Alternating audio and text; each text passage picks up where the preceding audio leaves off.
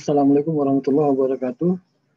Eh, Kita ketemu dalam mata kuliah metode penelitian, dan hari ini kita akan membahas tentang latar belakang masalah, dan ini ada screen yang akan saya coba bagi.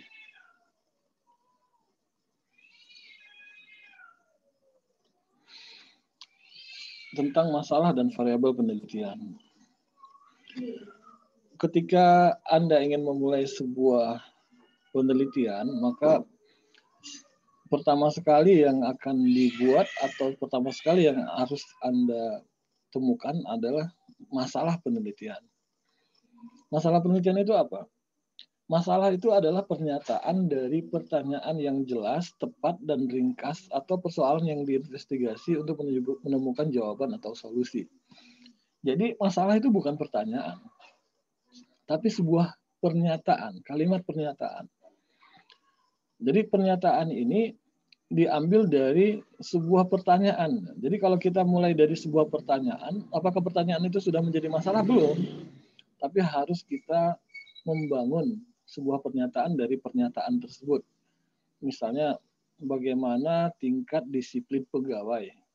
Maka pernyataannya adalah tingkat atau kedisiplinan dari pegawai. Itu pernyataan. Dan pernyataan itu diambil dari pertanyaan yang jelas, tepat, dan ringkas. Jadi pertanyaan yang jelas, tepat, jelas dalam artian orientasi jawabannya itu harus jelas, kemudian tepat, tidak terlalu banyak, tidak banyak menyangkut atau tidak harus ada fokus gitu, harus ada fokus dari pertanyaan yang kita kemukakan. Kemudian ringkas artinya tidak terlalu banyak menyinggung perspektif, misalnya harus jelas dia itu dalam perspektif keilmuan apa. Atau pertanyaan itu, masalah itu adalah persoalan yang diinvestigasi. Jadi apa perbedaannya dengan pertanyaan-pertanyaan yang biasa? Hai, kamu mau kemana? Itu juga pertanyaan. Tapi pertanyaan itu tidak perlu diinvestigasi karena cukup dijawab, saya mau ke sekolah, itu selesai. Nah, untuk sebuah penelitian, pertanyaannya harus persoalan yang memang harus diinvestigasi. Jadi tanpa investigasi, tanpa usaha untuk menemukan jawaban atau solusi, maka pertanyaan tersebut tidak akan bisa dijawab. Maka itulah yang disebut dengan masalah dalam penelitian. Ciri dari masalah yang menjadi dasar atau bahan untuk sebuah penelitian, yang pertama dia harus visible. Apa maknanya? Harus dapat dicarikan jawabannya melalui sumber yang jelas. Jadi pertanyaan yang mau kita jawab itu harus jelas sumbernya. Sumbernya nanti apa gitu. Misalnya sumbernya harus dari orang, berarti atau dari sebuah analisis peristiwa atau dari setumpuk dokumen. Jadi harus jelas gitu. Jawaban itu di mana adanya. Jadi kalau kita membuat sebuah pertanyaan yang tidak tahu jawabannya di mana gitu, yang hanya Tuhanlah yang tahu, ya nggak bisa. Itu artinya tidak visible. Kemudian visible juga berarti tidak banyak menghabiskan dana, tenaga, dan waktu. Ini bergantung kepada penelitian kita. Penelitian yang baik itu sebetulnya penelitian yang secara dana itu efektif, tidak banyak menghabiskan dana. Kemudian juga tenaga dan waktu. Kenapa? Karena memang kita tidak diminta untuk menjawab persoalan-persoalan yang besar gitu. Persoalan-persoalan yang memang ditemukan dalam ruang waktu yang panjang, kemudian dengan sistem yang kompleks. Makanya penelitian yang baik itu fokus, jangan mengambil banyak sekali perspektif sehingga akan menghabiskan banyak dana, waktu, dan tenaga. Kemudian yang kedua, kejelasan masalah itu dalam artian apa? Semua orang memberikan persepsi yang sama terhadap masalah tersebut. Artinya, jangan masalah yang masih konsep pertanyaannya itu absurd atau kabur gitu. Jadi orang melihat soal disiplin. Disiplin itu ya berarti dalam kerangka pikir banyak orang persepsinya ya pasti sama gitu. Nah, jadi masalah itu harus punya ciri visible, kemudian yang kedua harus jelas, yang ketiga ini yang penting, harus signifikan. Apa arti signifikan? Masalah yang akan kita jawab itu harus memberikan kontribusi terhadap perkembangan ilmu pengetahuan. Jadi tidak ada gunanya kalau kita meneliti sesuatu yang tidak punya kontribusi terhadap pengembangan. Dan kontribusi ini memang persoalannya ya persoalan subjektif bagi seseorang mungkin tidak bermanfaat, tapi bagi orang lain bermanfaat. Tapi ini sekali lagi semakin banyak manfaatnya terhadap manusia, kehidupan manusia, yang semakin signifikan sebuah penelitian itu diteliti. Karena barangkali misalnya ada orang yang meneliti cuman soal klasifikasi binatang antropoda misalnya. Bagi ekonom dia tidak bermanfaat, tapi bagi para biologis, orang-orang yang meneliti soal makhluk hidup itu sangat bermanfaat. Jadi kontribusi itu ya tergantung kepada subjeknya juga. Kemudian yang keempat, masalah penelitian itu harus bersifat etis. Jadi penelitian itu tidak berkenaan dengan hal-hal yang etika, moral, nilai keyakinan. Jadi dogma-dogma agama itu seringkali menjadi sesuatu yang menjadi apa ya? Ada dogma, ada ajaran. Jadi harus dibedakan. Kalau misalnya kita membahas tentang dogma agama, dalam penelitian khususnya terutama yang kuantitatif, ini akan sangat sulit. Misalnya bagaimana tingkat keyakinan orang, itu kan agak susah menelitinya. Tapi sekali lagi tetap subjektif, selama penelitian itu bisa dioperasionalkan dengan baik, tidak menyangkut persoalan etika moral dan nilai keyakinan dogma agama, itu bisa dijadikan masalah penelitian. Karena pada hakikatnya masalah itu dari sebuah penelitian itu dia bebas nilai. Jadi bisakah kita teliti sesuatu yang etis? Bisa, tapi nanti akan sangat subjektif dan bertentangan dengan azas free value dalam ilmu pengetahuan. Karena prinsipnya ilmu pengetahuan itu hakikatnya ya bebas nilai. Yang penting dia punya kode etik terhadap metodologi penelitian. Jadi metodenya yang harus benar gitu.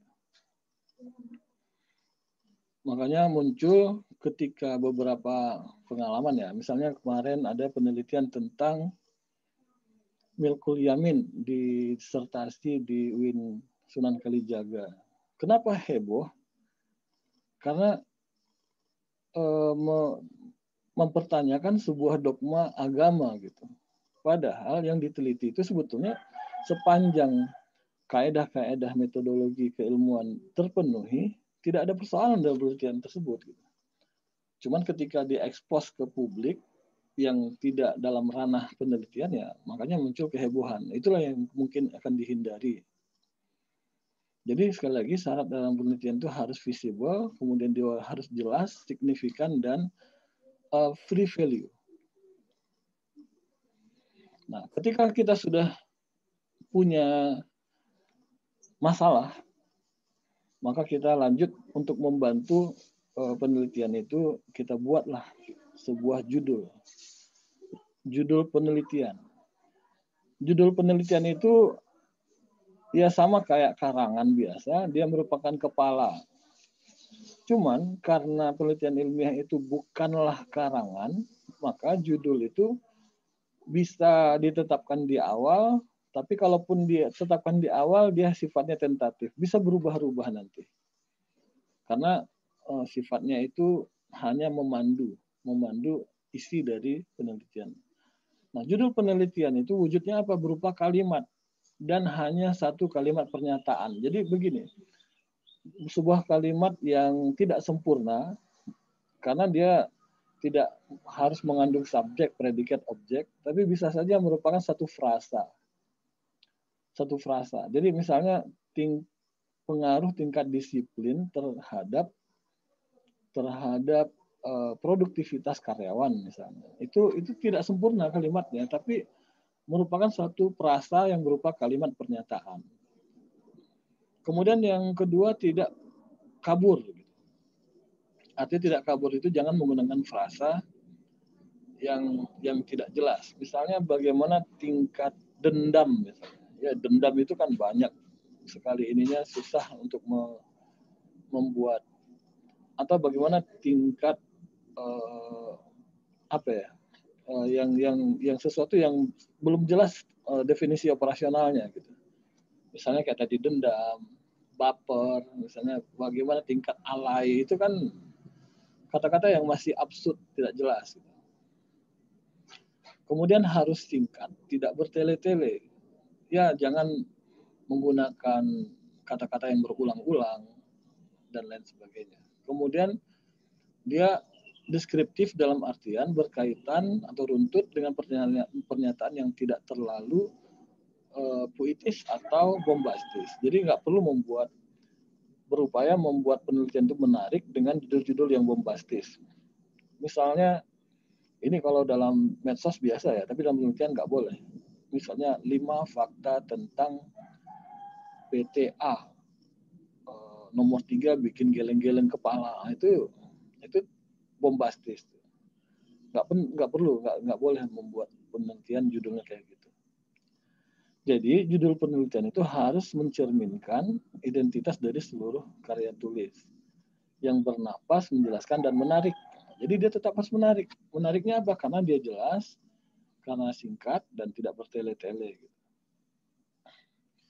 Nah, oleh karena itu, judul penelitian merupakan gambaran dari conceptual framework dari sebuah tulisan yang menjadi kompas atau petunjuk dalam penyusunan tulisan. Jadi nanti turunannya berupa variabel, instrumen, kemudian konstruk. Itu munculnya dari mana? Dari conceptual framework yang tergambar di judul penelitian. Nah, setelah judul penelitian, kita baru buat latar belakang masalah. Apa itu latar belakang masalah? Situasi yang melatar belakangi penelitian. Situasi ini bisa peristiwa, bisa konsep umum, bisa kejadian yang aktual, gitu, peristiwa yang aktual. Kemudian dia merupakan faktor pendorong yang menggerakkan seseorang untuk melakukan penelitian yang didasarkan atas suatu masalah. Makanya ketika misalnya tadi kita mau meneliti tingkat kedisiplinan pegawai, pengaruhnya terhadap produktivitas.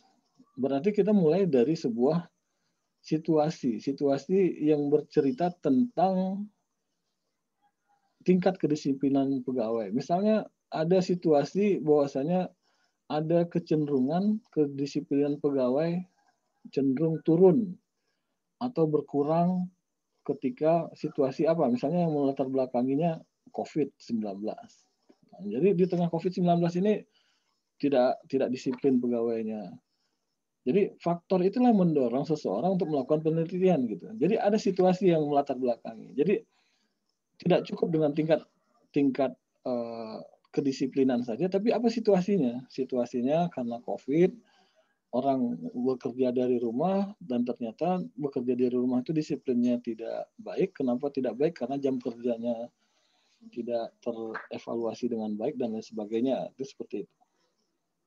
Kemudian latar belakang masalah mencakup pernyataan tentang gejala fenomena yang akan diteliti baik yang bersifat teoritis maupun praktis. Menunjukkan kesenjangan antara kondisi dengan yang diharapkan atau teori.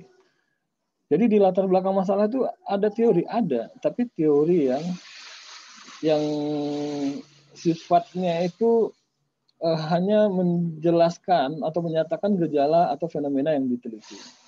Misalnya teori tentang kedisiplinan.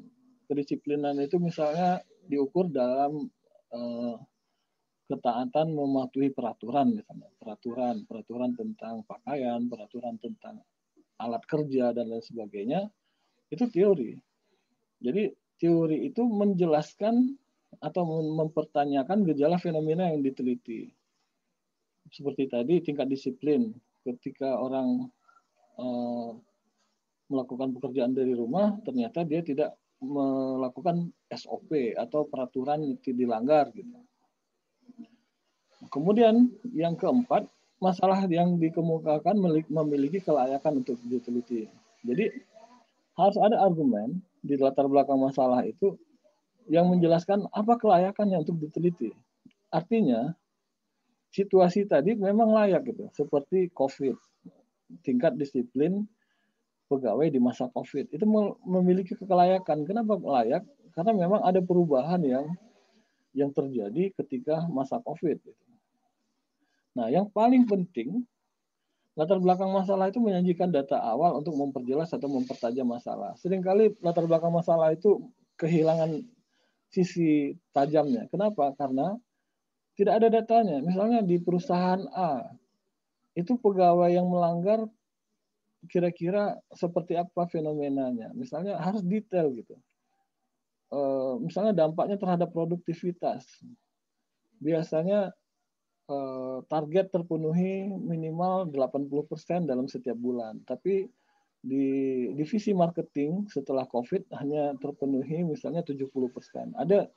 Ada data yang jelas gitu untuk mempertajam masalah yang dihadapi.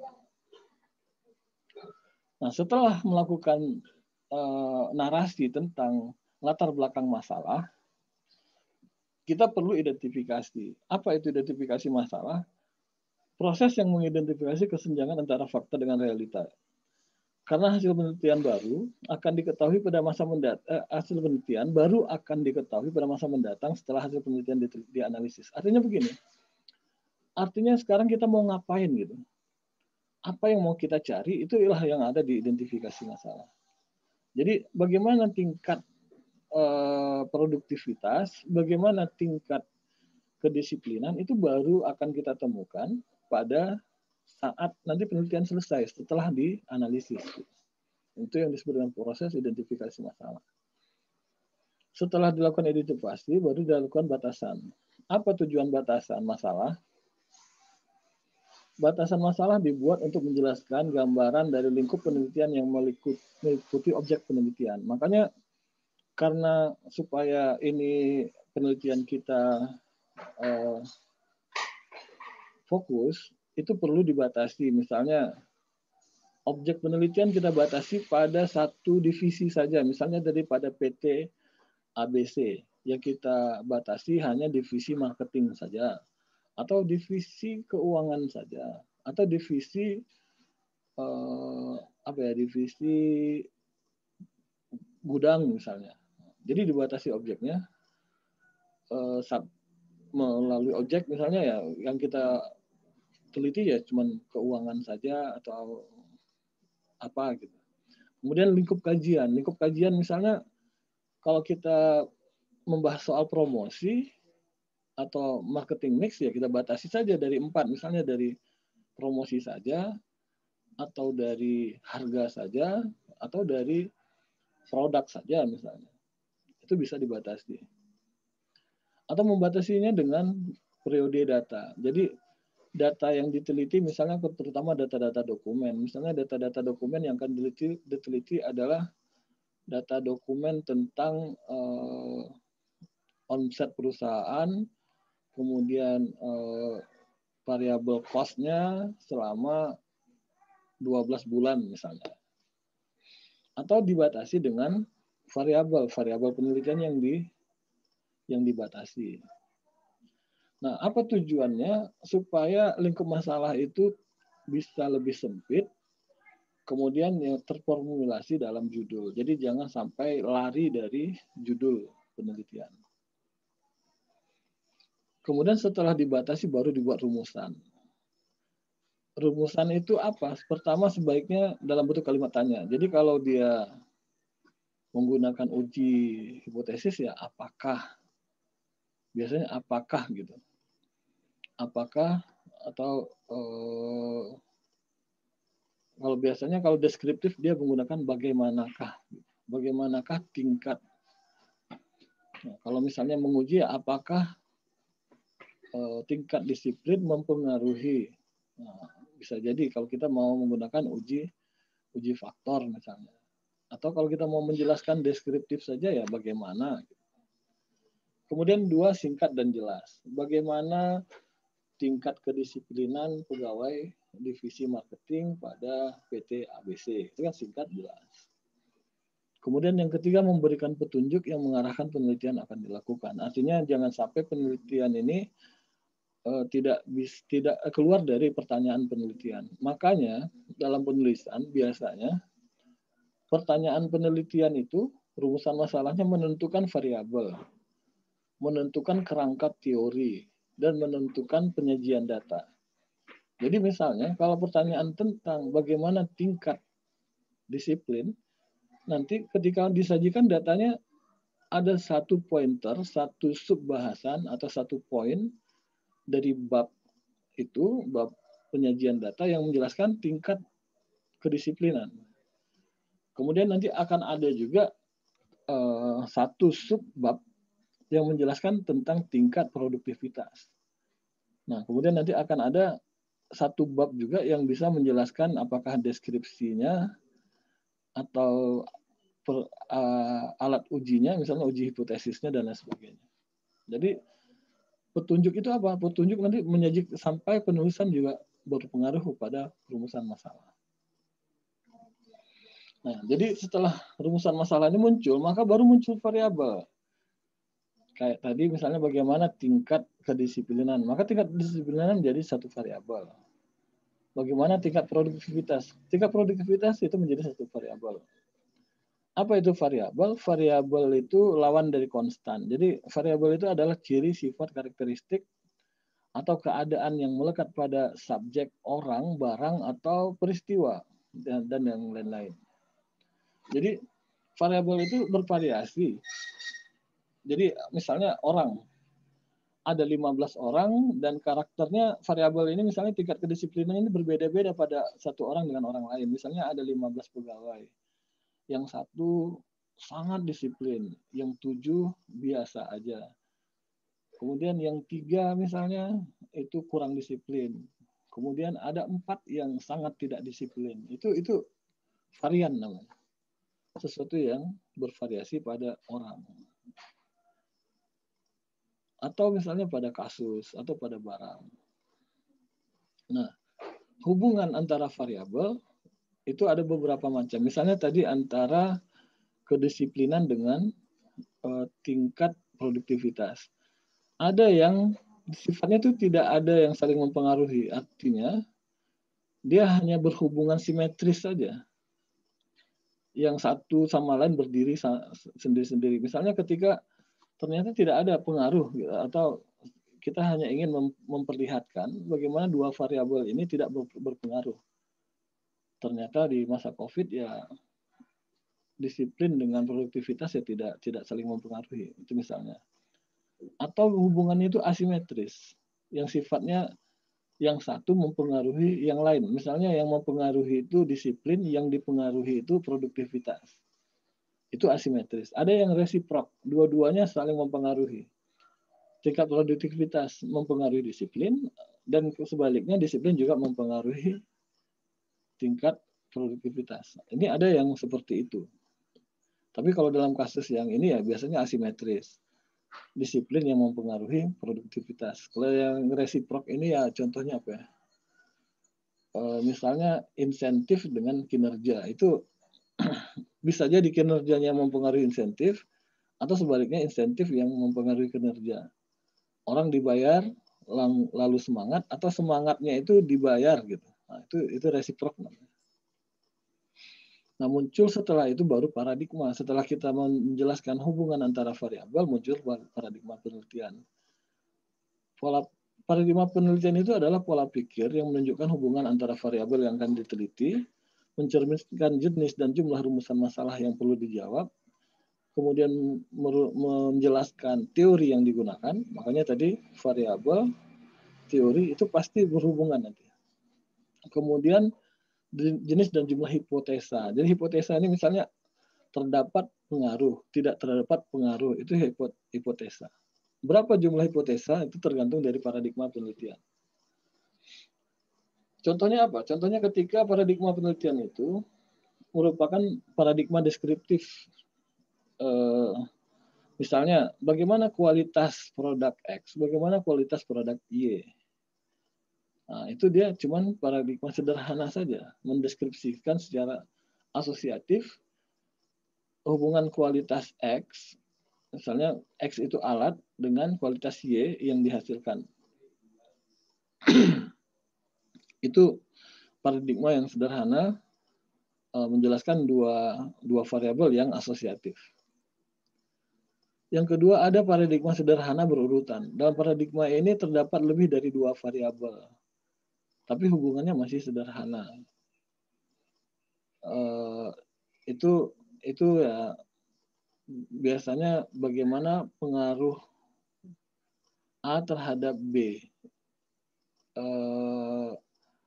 dan C misalnya, atau A dan B terhadap C, tapi hubungannya sangat sederhana. Tidak dijelaskan secara parsial, secara